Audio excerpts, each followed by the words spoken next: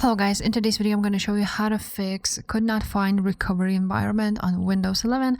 This tutorial will be quick and simple. Just make sure to subscribe to this channel and leave a like on this video if you will find this guide useful. So first things first, you want to write down CMD on your search bar and run it as administrator. Make sure you do this with run as admin. Now here on system you want to write down RE, basically regent, then C, then / and enable, and then you're gonna click enter.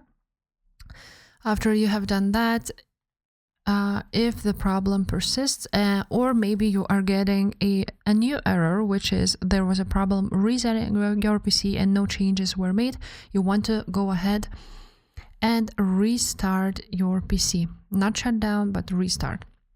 Now, if that still didn't fix the problem, then you need to have USB flash drive. When you will have it, then you want to write down create a recovery drive, this one.